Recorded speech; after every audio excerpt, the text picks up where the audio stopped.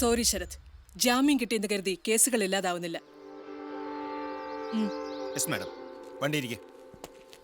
നിന്റെ തലയിൽ എന്തൊക്കെ വകുപ്പുകളാണ് ചാർജ് ചെയ്തിരിക്കുന്നതെന്ന് അറിയാമോ? രാജ്യദ്രോഹം, തീവ്രവാദം, കൊലപാതകം. Sir please. ഇനി നിനക്ക് രക്ഷപ്പെടാൻ ഒരേ ഒരു മാർഗമേ ഉള്ളൂ.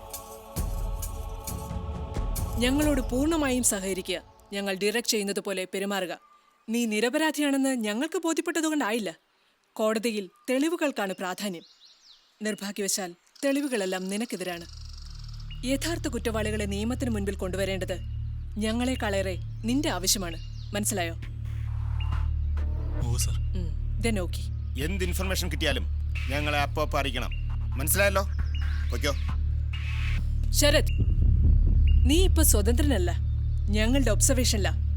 ഞങ്ങൾ നിർദ്ദേശിക്കുന്ന കാര്യങ്ങൾ അപ്പോ ചെയ്യുക.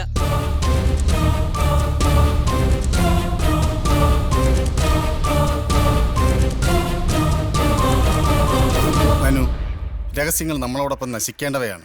അറിയാം. ഗായത്രി ഒരു നിഴൽ പോലെ പിന്തുടരണം. താമസം ഏർപ്പാടാക്കിയല്ലോ. അവൾക്കൊപ്പം താമസിക്കുന്ന രാഖിയാണ് വിളിച്ചത്. ഒഴിവാക്കാനാവത് ശ്രമിച്ചതാ. മാസം 10,000 എന്ന് കേട്ടപ്പോൾ ഇന്ന് എന്നെ ചെന്നോളം പറഞ്ഞു. മനു, നാം പ്രവർത്തിക്കുന്നത് ഇന്ത്യയിലെ ലക്ഷോപലക്ഷം അടിച്ചമർത്തപ്പെട്ട മനുഷ്യർക്ക് വേണ്ടിയാണ്. ലക്ഷ്യമാണ് പ്രധാനം. ഇന്നു മുതൽ അനുരാധയില്ല, അഞ്ജന നായർ. കേരളത്തിലെ പുതിയ ഫാഷൻ തരംഗങ്ങളെപ്പറ്റി പഠിക്കാനെത്തിയ വിദേശ മാഗസിൻ്റെ സ്പെഷ്യൽ കറസ്പോണ്ടന്റ്. ഓക്കെ? അവിടെ മറ്റുള്ളവർ എംപ്ലോയീസ് ആണ്. നിഖിത, അനു വർഗീസ്. ഓക്കെ. അപ്പോൾ പുതിയ തൊഴിലിടത്തിലേക്ക് പോവുക. കണ്ണുകളും കാതുകളും കൂർപ്പിച്ച് സദാ ജാഗരൂകമായി. ലാൽ സലാം. ലാൽ സലാം.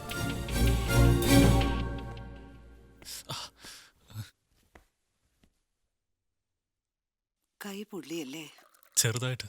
സാരമില്ലമ്മേ. മനസ്സിനേറ്റ നീറ്റൽ എങ്ങനെ പൊറുക്കും? അതേപ്പറ്റിയൊക്കെ നമുക്കിനി അധികം ഓർക്കാതിരിക്കാം. അമ്മ ഇത് കൊടുക്കേ.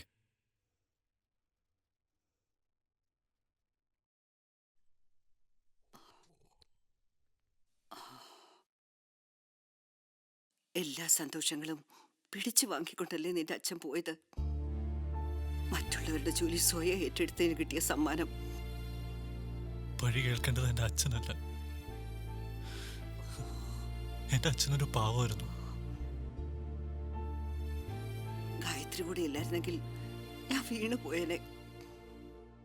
നിന്റെ വിഷമം കാണാനുള്ള ബുദ്ധിമുട്ടുള്ളത് കൊണ്ടാവും അവള് വരാഞ്ഞത്. അവള് നല്ല കുട്ടിയാ. അവളെ ഞാൻ കുറ്റപ്പെടുത്തുന്നില്ല. ഒരു കുറ്റവാളി ജീവിതത്തിലേക്ക് കൂട്ടാൻ ഏതു പെണ്ണ അമ്മ തയ്യാറാവുന്ന? അവൾ നിന്റെ കൂടെ ഉണ്ടാവണം.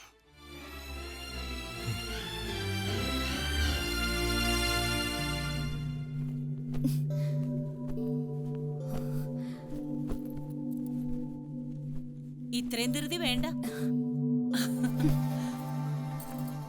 പൊന്നുമോളെ.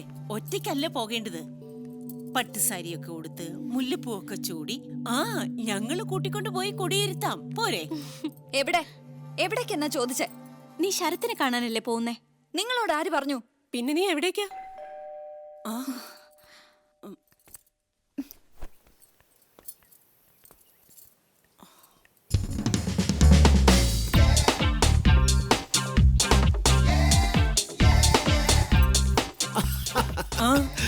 ഞാൻ ജീവി തെക്കേപ്പാടം, ജോർജ് വർഗീസ് തെക്കേപ്പാടം.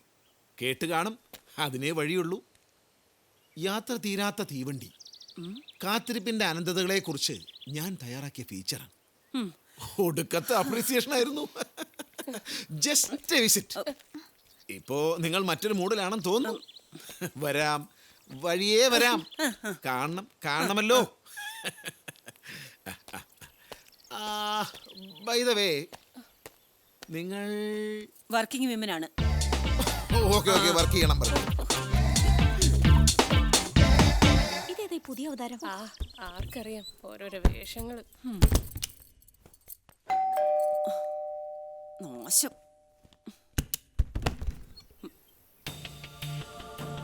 മനസ്സിലായില്ല. അഞ്ജന നായർ.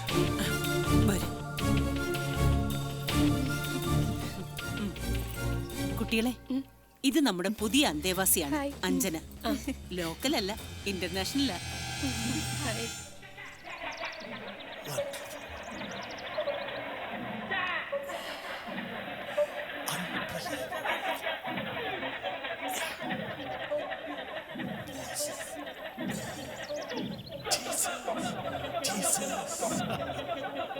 ഈ കണ്ടുപിടുത്തം എന്നെ ലോകത്തിന്റെ നെറുകയിലെത്തിക്കും.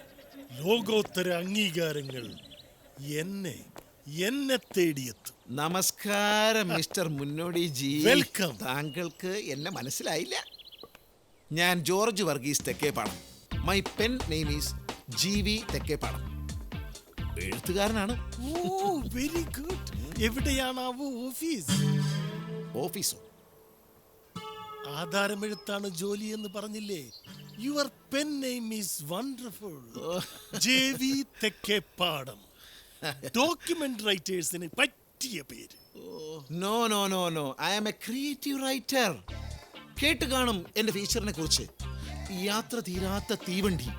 അയ്യോ, I am so sorry. I was in States. വായിക്കാൻ പറ്റിയില്ല. വായിപ്പിക്കും. Thank you. കുറച്ചു നാളായി ഞാനിവിടെ ഒരു ഡീപ്പ് എക്സ്പെരിമെന്റിലാണ്.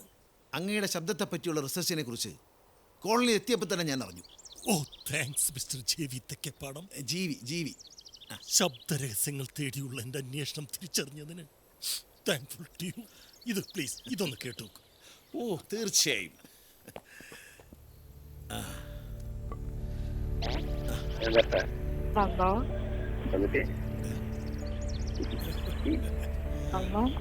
വന്നിട്ടെന്താ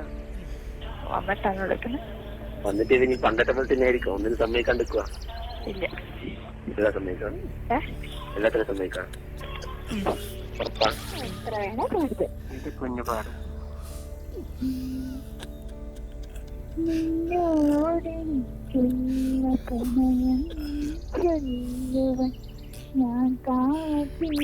നിന്നെ പോലെ നിന്റെ അരിക്കാനെ സ്നേഹിക്കും.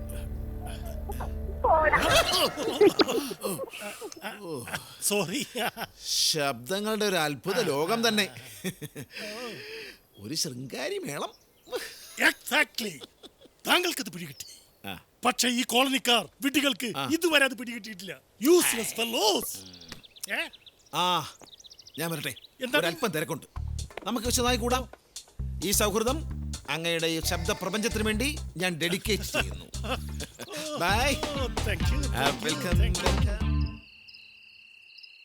എടാ, പിണങ്ങി അകന്ന് നിൽക്കുന്ന ആ നക്ഷത്രക്കള്ളന്മാരെ കണ്ടോ? ഒന്ന് വലിച്ചടുപ്പിച്ച് ഒറ്റ ഫ്രെയിമിലാക്കി ഒരു സ്റ്റിൽ. റോബിന് മറ്റൊന്നും വേണ്ട. പ്രപഞ്ചത്തെ കൈക്കുമ്പിളിലാക്കിയവൻ. ഈ ലോകം റോബിന് പിന്നാലെ വരും. നീ നോക്കിക്കോ. അങ്ങനെ വലിച്ചടിപ്പിക്കുമ്പോഴേ ചൊവ്വയെ വെറുതെ വിട്ടേക്കണം കേട്ടോ. എവിടെയാളേ ചൊവ്വ? അത് എൻ്റെ എലീനയുടെയും മധുവിധുരാവുകൾ ചൊവ്വയുടെ തണുത്ത പ്രതലങ്ങളിലാണ് ഞങ്ങൾ പ്ലാൻ ചെയ്തിരിക്കുന്നത്. എടാ, ഇത്ര മനോഹരമായ ഈ ഭൂമിയെ വിട്ടുപോകാനോ? പട്ടിണിയില്ലാത്ത ദിവസങ്ങൾ, കുറുമ്പ് നിറഞ്ഞ സ്നേഹം കൊണ്ട് വീർപ്പ് മുട്ടിക്കുന്ന ഭാര്യ, ചുറ്റും നക്ഷത്ര കുഞ്ഞുങ്ങളെപ്പോലെ ഓടിക്കളിക്കുന്ന കുട്ടികൾ. ഇതുപോലെ ഒരു ലോകം വേറെ ഉണ്ടാവുമോ?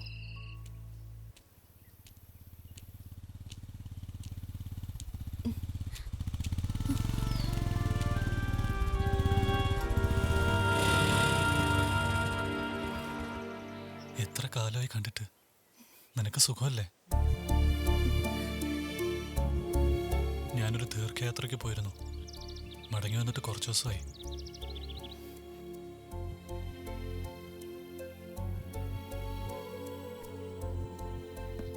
യാത്ര സുഖമായിരുന്നു എന്തെങ്കിലും ചോദിച്ചൂടെ നിനക്ക്?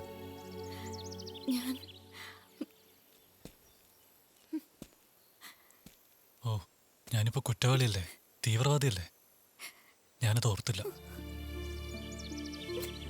കരയണ്ട, മനഃപൂർവ്വം എന്നെ ഒഴിവാക്കിയില്ലേ നീ, അതുകൊണ്ട് പറഞ്ഞതാ. ഒഴിവാക്കിയതല്ല ശരത്, എന്റെ സാഹചര്യം അങ്ങനെ ആയിരുന്നു.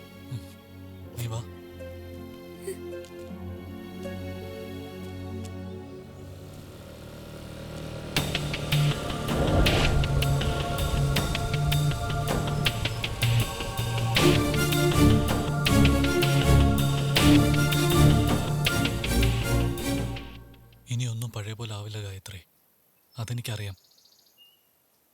ഒരിക്കലും ഒട്ടിച്ചെടുക്കാൻ കഴിയാത്ത തരത്തിൽ ജീവിതം പൊട്ടിച്ചിതറിപ്പോയി ഒറ്റ ദിവസം കൊണ്ട്. ഒക്കെ ശരിയാവും ശരത്. സത്യം ലോകം തിരിച്ചറിയും. എന്നായാലും ലോകം എന്തോ ചിന്തിക്കട്ടെ, ഞാനിത് കാര്യമാക്കുന്നില്ല. പക്ഷെ നീ എന്നെ വിശ്വസിക്ക്. എനിക്കൊരു പരിഭവവും ഇല്ല. ഈ സമയത്ത് ഞാൻ നിനക്കൊരു ഭാരമാവും. അതാ മുന്നിൽ വരാഞ്ഞത്.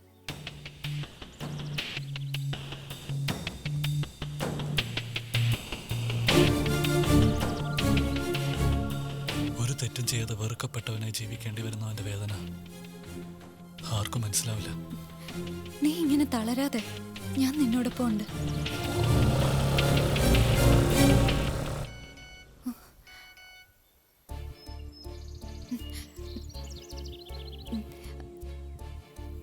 കിച്ചണിൽ നിന്ന് എന്റെ ഡ്യൂട്ടിയാ. ഞാൻ പോട്ടെ.